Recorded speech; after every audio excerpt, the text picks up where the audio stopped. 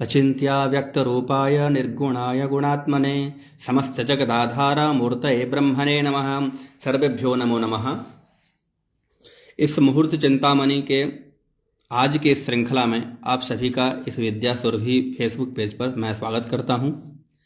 आज का हमारा श्लोक जो है वह श्लोक संख्या 8 और एक ही विषय का है, इसलिए श्लोक संख्या 8 और 9 हम लोग एक साथ आज पढ़ेंगे। जो श्लोक है, सूर्यादि वारेषु दग्धादि योग चतुष्टयस्य ख्यापनम।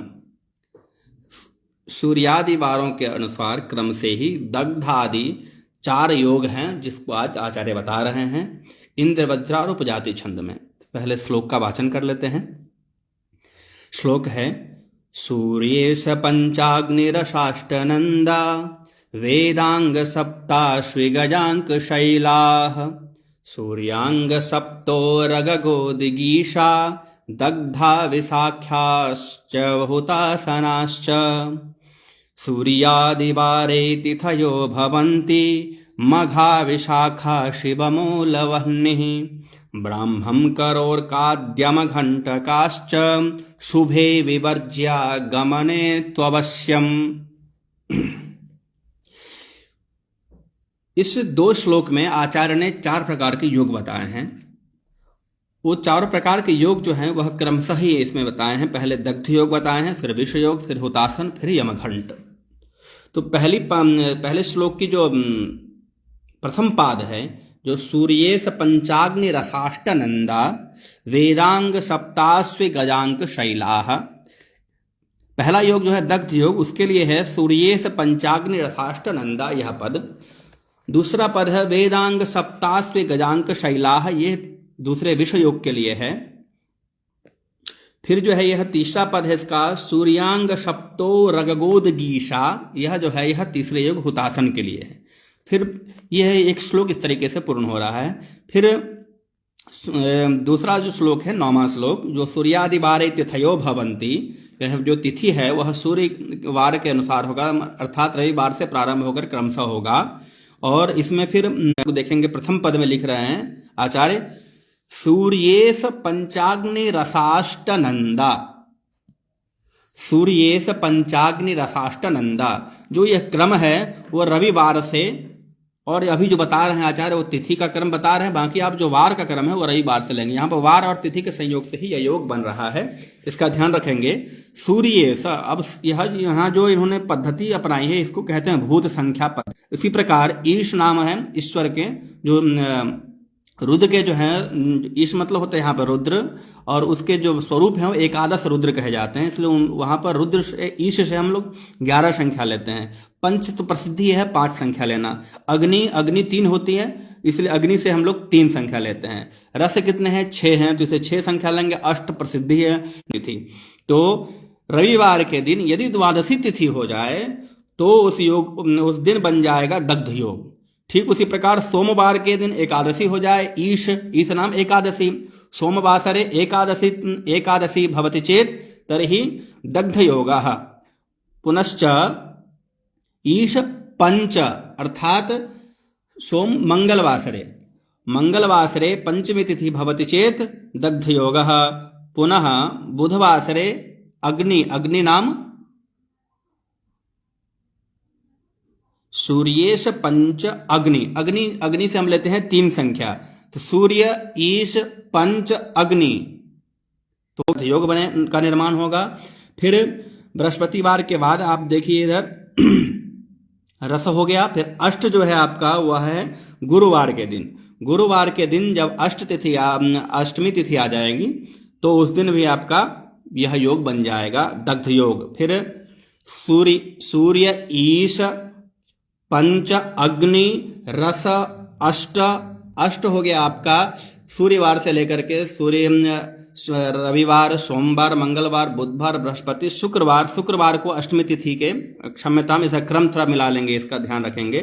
तो अष्टमी तिथि जो है शुक्रवार को यदि आएगी तो उस दिन यह दग्ध योग का निर्माण करेगा। फिर शनिवार को नंद अर्थात 9वीं तिथि, शनिवार को यदि 9वीं तिथि होती है तो उस दिन का योग बनता है दग्ध योग। तो इस प्रकार स्वी गजांक शैलाह, वेद, यहाँ भी वारों का क्रम ठीक वही रखना है रविवार से ही। वेद, वेद नाम वेदाः चत्वारि भवन्ति, तो वेद से 4 संख्या लेते हैं हम। अंग जो है 6 अंग होते हैं, तो उससे 6 संख्या लेंगे। सप्त तो जान ही रहे हैं, प्रसिद्ध है। अश्वी नाम अश्विनी कुमार, वो भी वहां पर 2 संख्या लेते हैं अश्वी से। गज, गज जो है प्रसिद्ध अष्टलक्ष्मी के गज जो वाहन है उसमें अष्टलक्ष्मी आते हैं, इसलिए 8 संख्या लेते हैं गज से। फिर अंक, अंक जो है 9 ही होते हैं, तो अंक होते हैं 9। शैल मतलब पर्वत, अद्रि जो है वो 7 है, तो इससे 7 संख्या लेते हैं। ठीक इसको उसी क्रम से हम लोग सजा लेंगे। वेद जो है यदि रविवार को, यदि के दिन यदि सप्तमी तिथि हो जाए तो भी विषयोग बनता है। फिर अश्वी मंगलवार के, बुधवार के दिन यदि द्वितीया तिथि हो जाए तो विषयोग बनता है,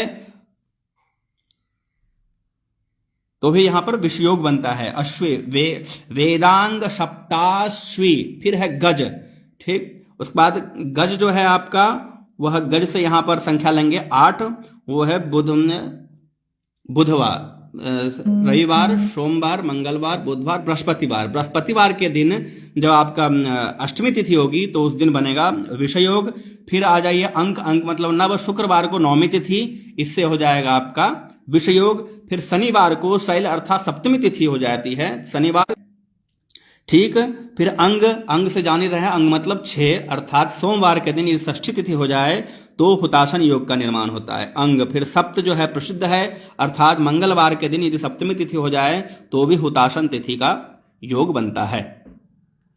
ठीक, इस सप्त उरग, उरगाह नाम 8, उर्ग जो है उरग से 8 संख्या ग्रहण करते हैं, तो उरग नाम अष्टमी।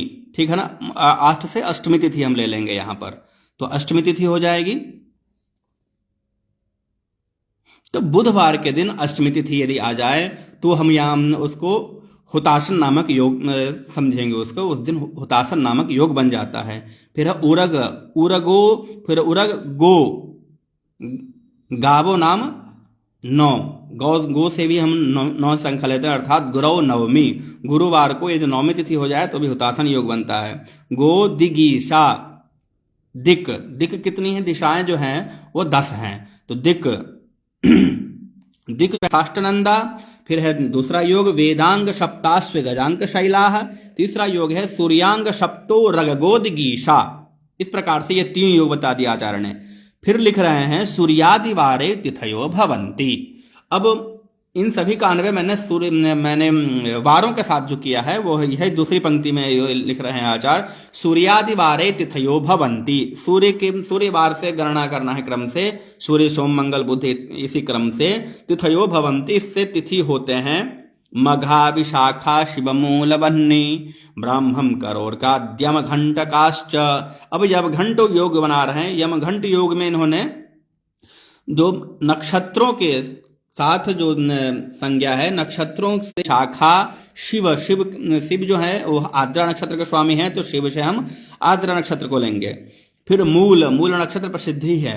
वह्नि, वह्नि जो है वह कृत्तिका नक्षत्र के स्वामी है, तो इसलिए कृत्तिका नक्षत्र हो गया। ब्राह्मम अर्थात रोहिणी नक्षत्र, करो नाम हस्त। यह इतने सारे नक्षत्र हो गए। यह सभी नक्षत्र वारों के क्रम से इनको रखने से यह दोनों ये संयोग करते हैं तो उस दिन यमघंट नामक योग बनता है। कैसे समझेंगे इसको, अर्थात रविवार को मघा नक्षत्र हो जाए तो यमघंट योग बनेगा, सोमवार को विशाखा नक्षत्र यमघंट बनेगा, फिर जो है आपको मंगलवार को आद्रा नक्षत्र में 4 प्रकार के योग इन्होंने बता दिया। अब यह योग किसमें इसका विचार करना है, कैसे विचार करना, उसके लिए कह रहे हैं शुभे विवर्ज्या। शुभे, शुभ कामों में यह वर्जित है, शुभ काम में इसको विवर्जनीयम, इसको छोड़ देना चाहिए, शुभ काम नहीं करना चाहिए। फिर कह रहे गमने तो अवश्यम, शुभ काम में तो इसमें इन योगों को छोड़ के ही चलना चाहिए, लेकिन यात्रा के समय तो, यात्रा के मुहूर्त के समय तो इसका अवश्य विचार करना चाहिए। यात्रा तो इसमें कदापि नहीं करनी चाहिए। आचार्य का गमने तो अवश्यम, यह इस पंक्ति को जोड़ने से यही आशय स्पष्ट हो रहा है यहाँ पर। यह जो 4 योग बताया इन्होंने, दग्ध विष हुतासन यमघंट, यह यात्रा में अति प्रसिद्ध है, अति विचारणीय है, इनको जरूर विचार करते रहना।